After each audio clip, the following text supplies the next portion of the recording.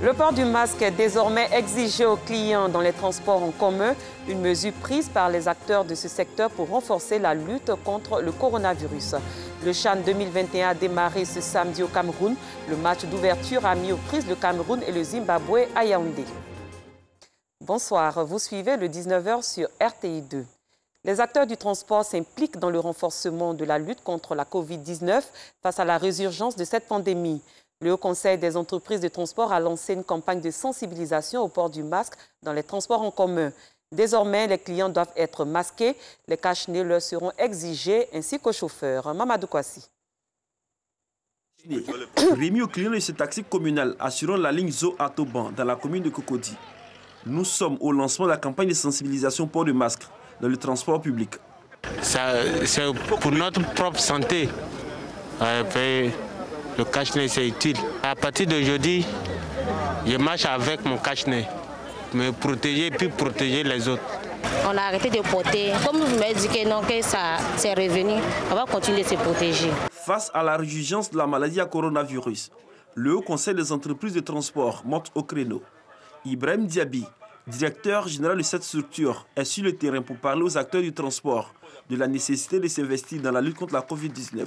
Vous voyez que la première phase nous a coûté très cher pendant près de 5 mois. Si la maladie revient, et nous les transporteurs, nous les chauffeurs, nous les chefs de gare, nous les organisations, etc., nous savons que c'est mauvais pour nous. Parce que si ça continue, c'est l'autre chose là qu'on a évité là qui va revenir. C'est-à-dire bloquer Abidjan, diminuer les places. C'est pour ça que nous vous demandons de tout mettre en œuvre pour que nous puissions ensemble sensibiliser nos passagers, nos équipages, nous-mêmes. Une initiative bien accueillie par les responsables de gare et les chauffeurs. On a constaté nous-mêmes la hausse du nombre de Covid. Ce ne serait pas bon pour nous, transporteurs, de retomber à ce qui est passé, ça fait près de 6 mois. Donc nous prenons vite le taureau par les cornes. Une équipe de veille qui sera là en permanence, en tout cas dès l'ouverture de la gare jusqu'à la fermeture de la gare, pour faire respecter les mesures barrières. De Cocody à Yopougon, en passant par Adjamé, Ibrahim Diaby a rappelé les conséquences de cette pandémie sur leurs activités, avant de lancer un message à tous les usagers du transport public. Désormais, quand vous montez dans un véhicule, faites tout pour porter le cache-nez. Celui qui n'a pas de cache-nez ne peut pas monter dans un baka. Celui qui n'a pas de cache-nez ne peut pas monter dans un autocar. Après demain, ça va commencer. Cette campagne de sensibilisation va s'étendre à toute la Côte d'Ivoire. Une démonstration des transporteurs plus que déterminés à faire barrage à la propagation de la Covid-19. Nous restons dans le cadre de la lutte contre le coronavirus. En Afrique du Sud, l'industrie des spiritueux est affectée par les interdictions de vente d'alcool mises en place pour réduire la pression sur les services hospitaliers. Pour les brasseries artisanales, il faut s'adapter pour survivre. Certains fabriquent du désinfectant, tandis que d'autres louent leurs locaux à d'autres brasseurs. Joël Gossi. Pour lutter contre la propagation de la Covid-19, l'Afrique du Sud a été l'un des premiers pays à interdire la consommation de l'alcool. Il s'agit d'éviter l'engorgement des services de soins pour cause d'accidents de la route ou de bagarres. Même pour les brasseurs, la mesure est une catastrophe. Cette nuit, hier, avant-hier, chaque jour, on se demande combien de temps on va encore tenir. On espère juste que quelque chose va arriver et nous donner un jour ou une semaine de répit. Donc oui, l'anxiété, la peur, c'est bien réel. Oh oui, la brasserie, ça me manque. C'est ma passion, c'est ce à quoi je suis formé. C'est dur de passer à autre chose quand votre passion, c'est de brasser. Ce sont au total 30% des 215 microbrasseries du pays qui ont mis la clé sous le paillenceau depuis la première interdiction en mars, selon l'Association des brasseries artisanales en Afrique du Sud. Nous avons un plus haut taux d'emploi par litre de bière produit que les grandes brasseries commerciales, parce que nos bières demandent un travail manuel plus intensif. Donc, les répercussions sur les communautés locales sont plus fortes. Ce sont des pertes d'emploi dans ces communautés. La bière représente les 3/4 de l'alcool consommé en Afrique du Sud, alors certains font chauffer leur imagination pour l'après-Covid. La maison de brasserie At Ops Inde permet à des particuliers de conditionner leur bière en canette afin de pouvoir la conserver et la vendre plus tard. Beaucoup de brasseries artisanales ont fermé pendant le confinement et ça nous a permis de leur offrir un service de brasserie ici. Les gens viennent avec leurs mains, ils brassent ici. On peut brasser, faire fermenter, conditionner et même embouteiller, mettre en fût ou en canette. Face à la menace de la deuxième vague, a déclaré fin décembre, le président Cyril Ramaphosa a annoncé cette semaine une prolongation de l'interdiction d'abord arrêtée au 15 janvier dernier jusqu'à nouvel ordre. L'Afrique du Sud est de loin le pays le plus touché du continent par le coronavirus. Il compte plus de 1,3 million de cas et plus de 36 000 morts. Parlons agriculture. Les acteurs de la filière riz ont été formés aux conditions d'attribution des intrants et la fixation des prix aux producteurs. C'était lors d'une rencontre tenue en marge du lancement lundi dernier de leurs activités pour l'année 2021. Lieu choisi, la ville de Demboko. Godefroy Okambawa. Mettre fin à l'importation du riz estimé à 300 milliards de francs CFA par an et rendre la Côte d'Ivoire autosuffisante est l'ambition du gouvernement d'ici à 2025. Mieux figurer parmi les exportateurs mondiaux à l'horizon 2030. Pour ce faire, un ministère et des organes appropriés sont créés. En plus, les riziculteurs bénéficient du financement des semences, des intrants et d'un appui pour l'écoulement des productions. Et pour que toutes les parties prenantes soient au même niveau d'appréhension du programme d'urgence riz pur, les acteurs de la filière affichent leur ambition. Il y a des efforts qui sont faits par l'État. L'État qui va donner, dans le cadre du programme d'urgence, des semences, 1000 tonnes de semences aux riziculteurs.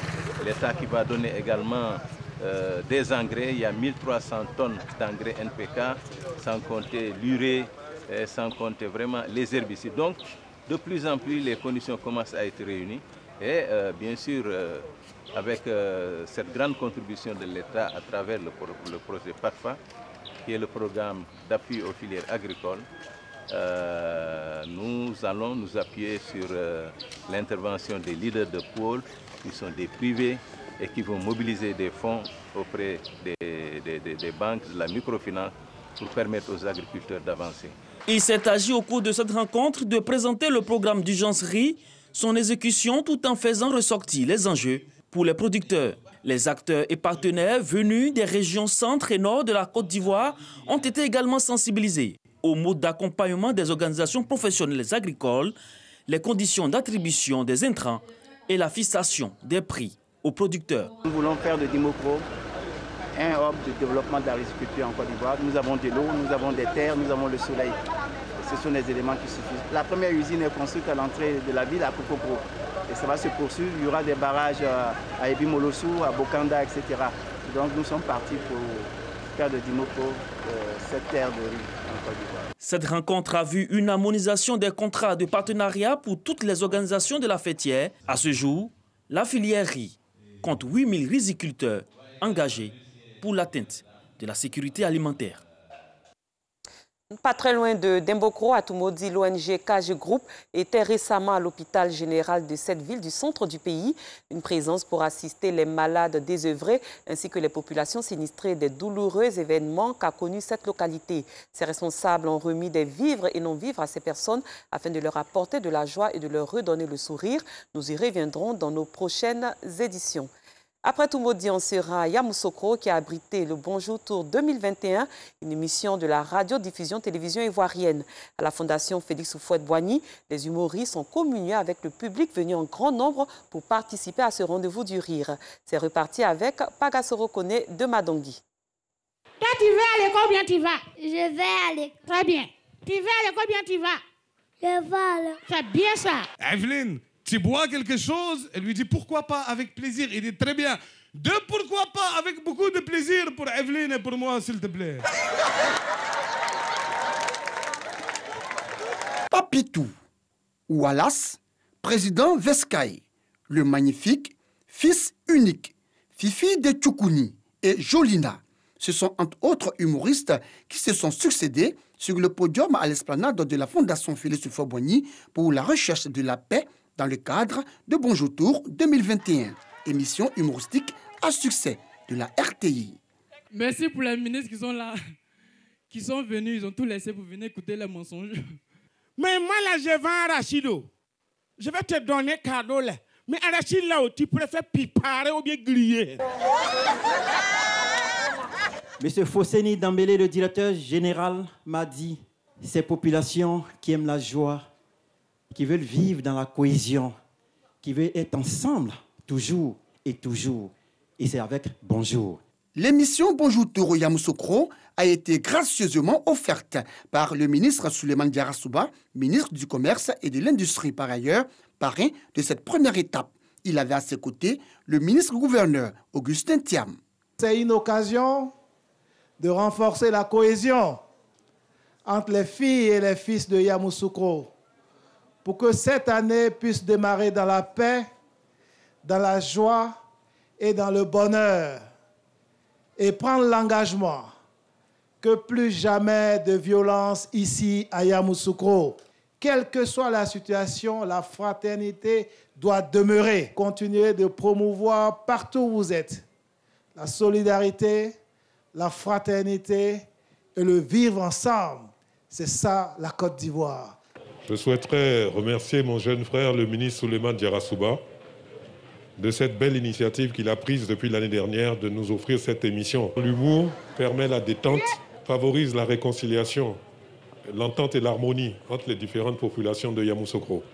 L'initiative du ministre Souleymane Diarra Souba saluée par les populations de Yamoussoukro qui n'ont pas boudé leur plaisir. Il fallait ça pour que la population puisse se regrouper pour vivre ce moment joyeux. Je suis vraiment très heureux. J'ai été même impressionné. Je dis merci au ministre Souleymane Diarra Souba. C'est important qu'on se réunisse comme ça, que soit ensemble dans la paix et la joie. Yamoussoukro a vécu le moment difficile, il fallait tout ça. Le parrain assure les populations de la capitale politique du retour de Bonjour à Yamoussoukro le 8 janvier 2022. Prochaine étape pour l'équipe de production, le samedi 16 janvier à Biancouma, à l'ouest de la Côte d'Ivoire.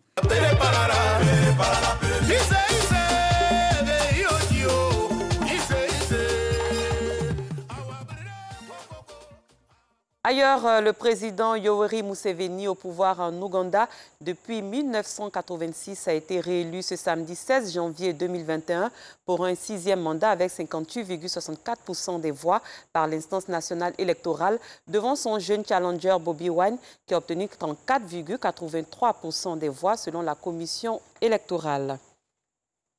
La 6e édition du championnat d'Afrique CHAN, réservée aux footballeurs évoluant sur le continent, a démarré ce samedi 16 janvier au Cameroun.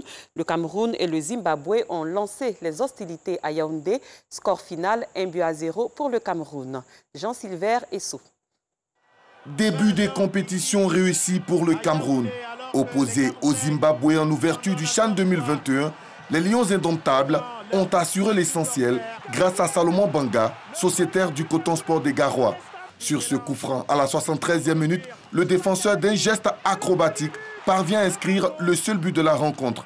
Une précieuse victoire pour le capitaine Jacques Zoua et ses camarades qui pourra obtenir leur qualification pour les quarts de finale le 20 janvier en cas de succès face au Mali. Cette édition est terminée. Merci de l'avoir suivi. Très bonne soirée. À demain pour un autre journal.